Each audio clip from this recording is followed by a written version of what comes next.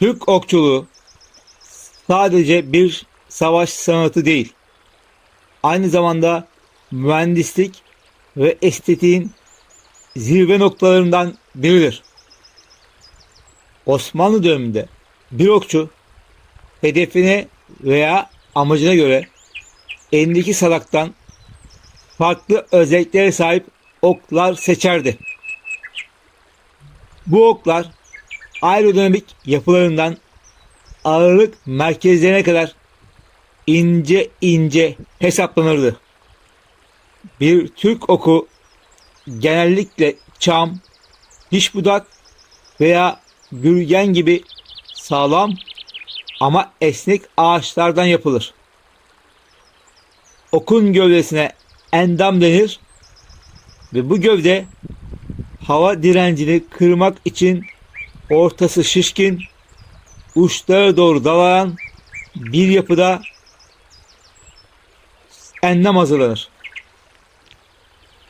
Okun arkasındaki tüylere yelek, yayın kirişine oturan kertik kısmına ise başpare veya gez adı verilir. Türk okçuluğunda ok dediğimiz şey aslında tek tip bir araç değil. Amacına göre şekli, ağırlığı, boyu ve hatta çıkardığı ses bile değişen bir dünyadır. Çünkü Türkler için ok sadece bir silah değil, aynı zamanda bir ustalık ve ihtiyaca göre şekillenen bir zanaat ürünüdür. Bu yüzden her işe aynı ok anlayışı yoktur.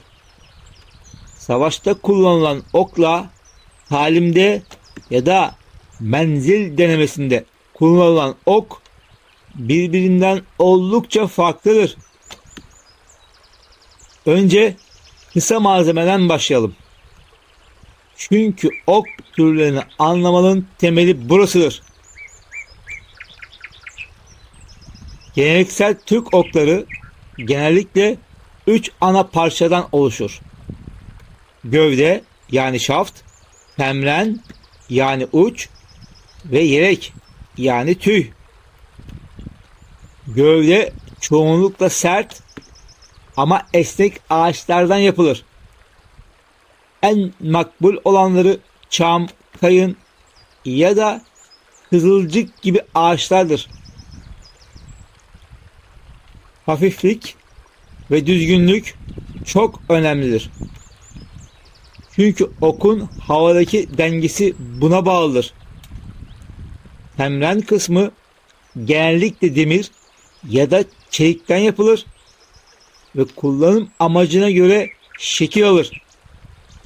Yelek dediğimiz arka tüyler ise çoğunlukla kartal, şahin ya da kas tüyünden olur. Okun havada düzgün gitmesini sağlar. Geleneksel ok çeşitleri şunlardır.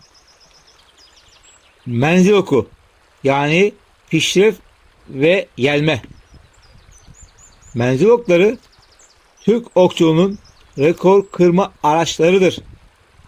Amaç oku en uzağa atmaktır. Diğer oklara göre çok daha hafif ve incedir. Hava sürtünmesini minimuma indirmek için tüyleri yani yelekleri çok küçük kesilir. Yarışmalarda kullanılır. Osmanlı'da 800 metrenin üzerine çıkan atışlar bu oklarla yapılmıştır.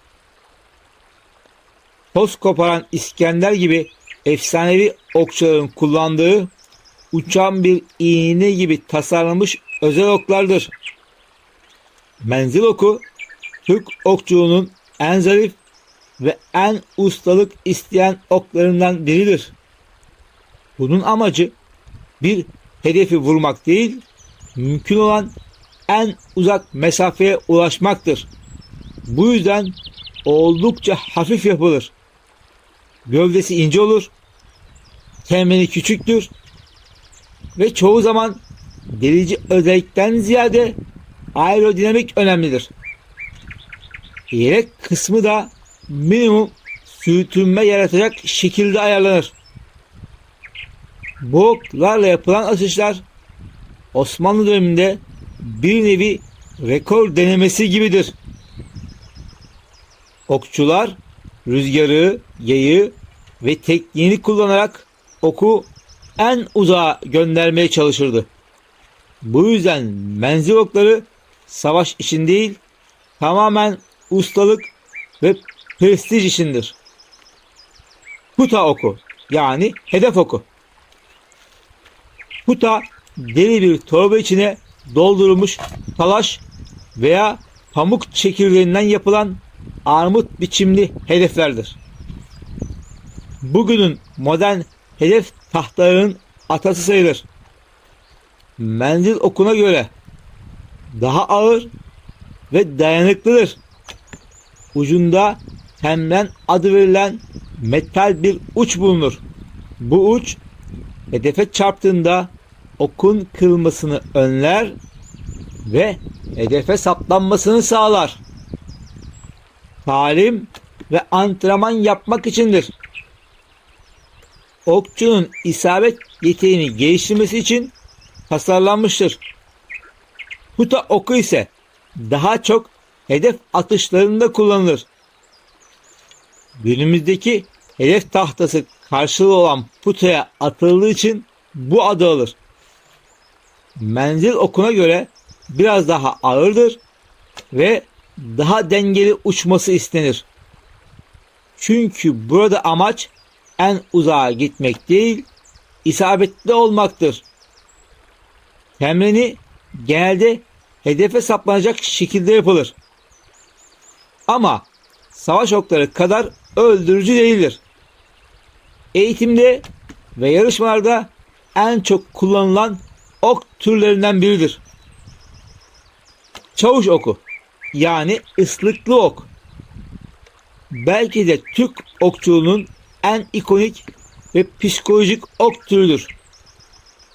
Okun uç kısmında kemik veya sert ağaçtan yapılan, üzerinde delikler bulunan küçük bir başlık yani vızıldak vardır. Ok havada süzülürken deliklerinden geçen rüzgar tiz ve korkutucu bir ıslık sesi çıkarır. Savaş meydanlarında düşmanın moralini bozmak, atları ürkütmek veya gece operasyonlarında işaret vermek, haberleşmek amacıyla kullanılırdı. Islıklı ok, Türk okçuluğunun belki de en dikkat çekici oklarından biridir. Uç kısmında özel bir yapı bulunur ve ok havada ilerlerken tiz bir ıslık sesi çıkarır. Bu sesin birkaç amacı vardır. Savaşta kullanıldığında düşmana psikolojik baskı kurar, ani bir korku ve şaşkınlık yaratır. Aynı zamanda komut verme aracı olarak da kullanıldığı söylenir.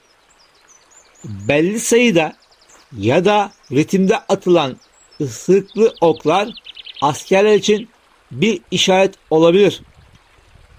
Bunun dışında törenlerde ve gösterilerde de kullanılmıştır. Yani sadece bir silah değil, aynı zamanda bir iletişim ve etki aracıdır. Tilkeş, savaş oku, gerçek savaş meydanlarının ağır abisidir. Bu oklar nezaket için değil, zırh delmek için tasarlanmıştır. Gövdeleri kalın ve çok sağlamdır. Ucundaki temrenler genellikle çelikten yapılır ve zırhın halkaları arasından geçecek kadar sivri ya da halkanı parçalayacak kadar ağırdır.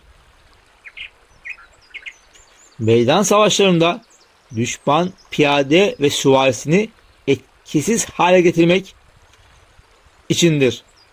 Menzili kısadır ama darbe gücü çok yüksektir. Harbi oklar yani savaş okları ise işin en sert tarafını temsil eder.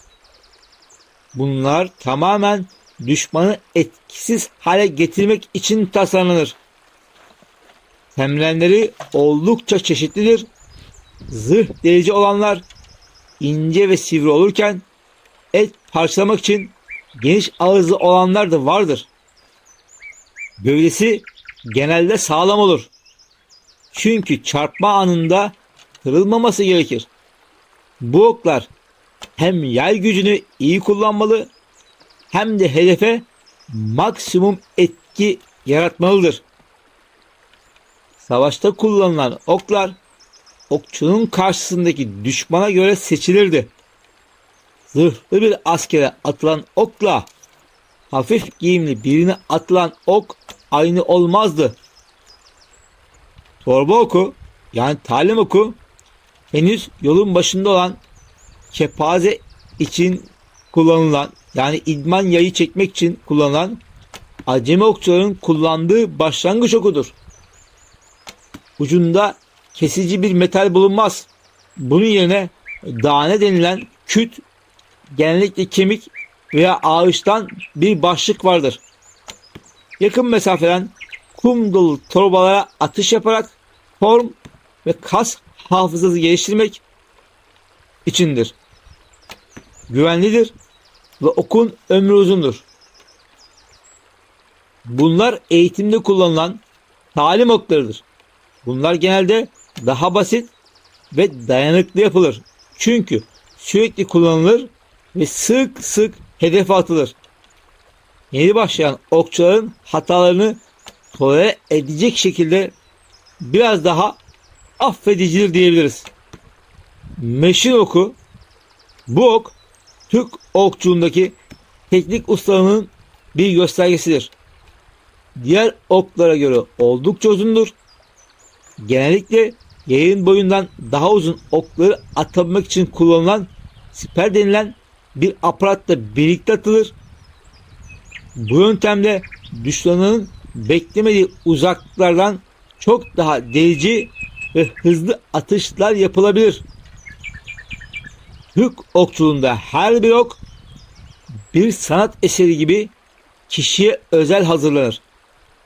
Okçunun boyu, kol uzunluğu ve kullandığı yayın sertliği yani libre değeri okun ağırlığını ve boyunu belirler. Yani bir kemankeş için oku adeta vücudunun bir uzantısı gibidir. Bir de av okları vardır. Bunlar hayvan avlamak için özel olarak yapılır.